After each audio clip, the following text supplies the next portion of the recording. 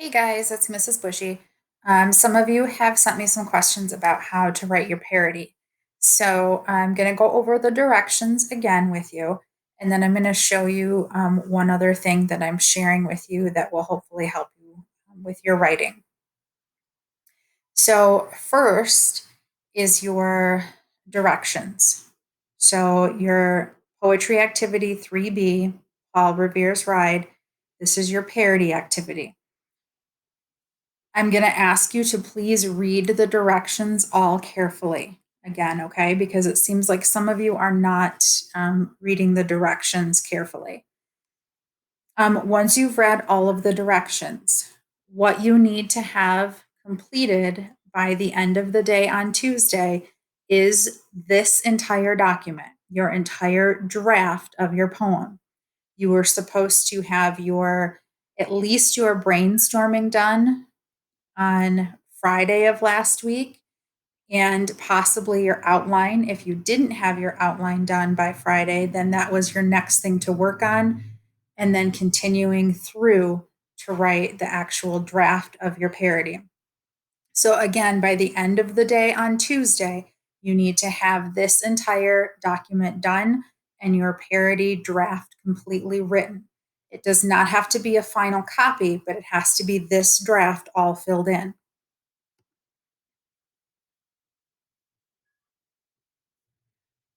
Okay, so part one, which is what you needed to have done by last Friday morning, was the brainstorming. So, brainstorming several different ideas and then finally settling on one, choosing one that you actually wanted to write your parody about.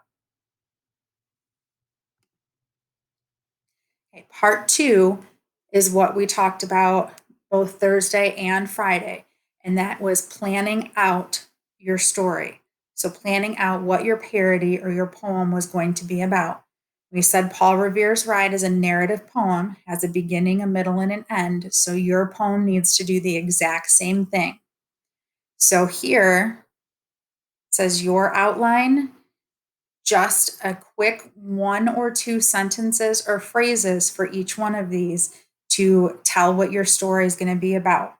So, your first stanza is your introduction. Stanza 2 is going to be the beginning of your tale. Stanza 3, the middle of your story. Stanza 4, the end of your story. And then stanza 5 is going to be your conclusion or your summary at the end of the story.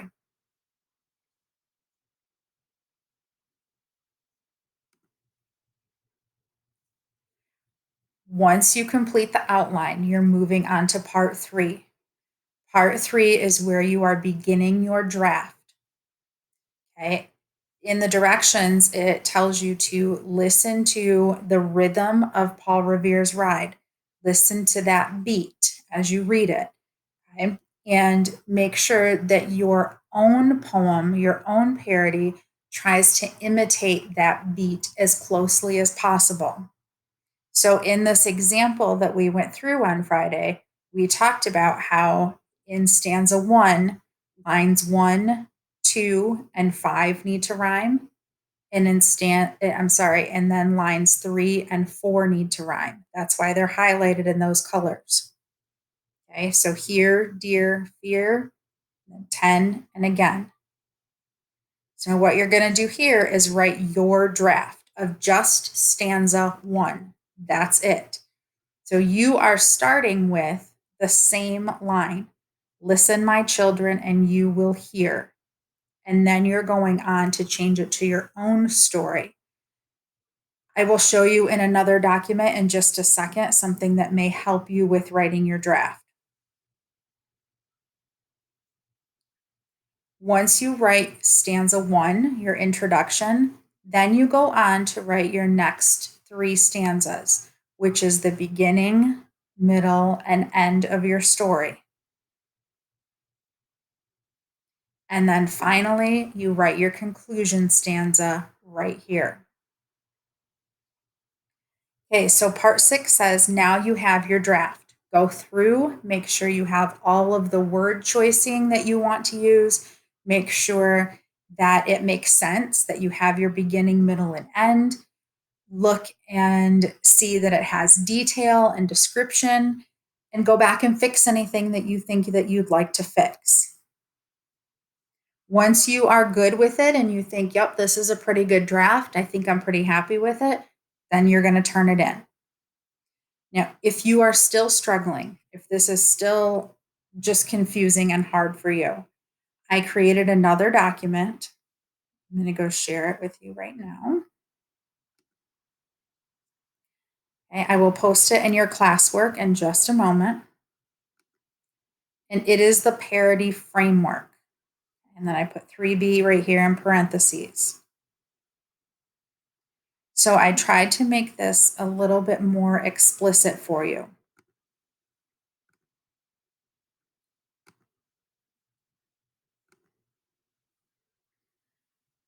Okay, so stanza 1 right here.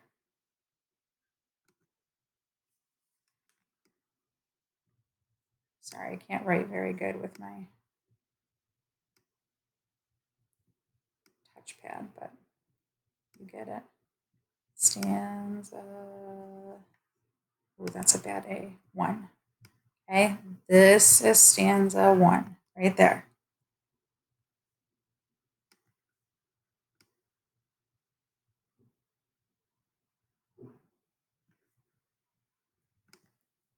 I'm going to go back and just put a 1 next to it because my writing was really hard to see.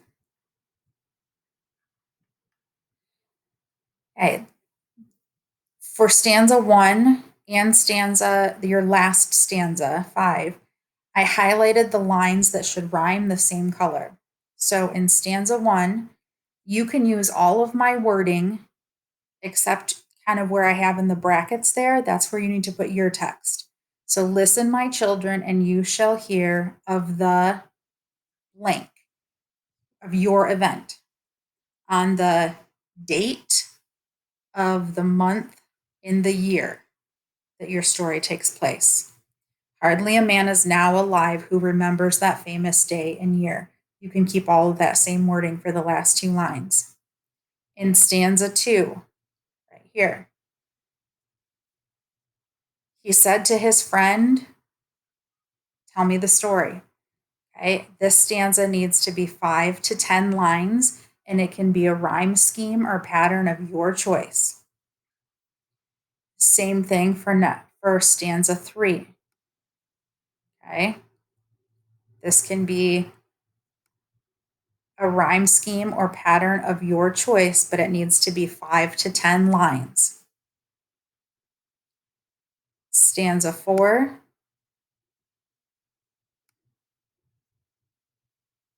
End of your story, 5 to 10 lines with a rhyme scheme or pattern of your choice.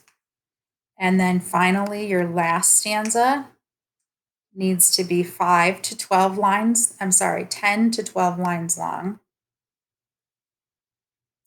If it's 10 lines, which is what I would recommend, then follow the highlighting for the lines that should rhyme. So all the lines that are green, so here, here, here, and here, those should all rhyme, okay? Then the 2 teal lines should rhyme, here and here. The 2 purple lines should rhyme. And then the 2 orange lines should rhyme. If you choose to use this format, that is absolutely fine. If you would rather write it on this document instead of the other document, I'm just going to ask that you take this once you have your draft done and copy and paste it into here. Okay. Sorry. So the way you do that is you would just go, make sure you're clicked on slide 4, go to go to slide, tell it to insert a new slide.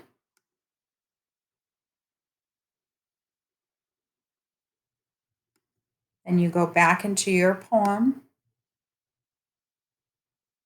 You're going to highlight it, and then you can do Control C to copy, or you can right click on it and copy. Either one works. Then you go back here into that slide that you just created, and you can either right click and paste or Control V. Either one will work. Okay, make sure you stretch it out. Make sure it's big enough that I can see it. Okay. No smaller than 12 point, and it should not be any weird font. Okay. In the draft, it needs to be something that I can read very well. So either Arial, Times New Roman, um, something like there's a Century Gothic. That one would be okay, but something that's super easy to read. I don't want it to be something like this Butterfly Kisses. That's not easy to read. Okay, so don't make it some whirly, squirrely, squiggly font that's difficult.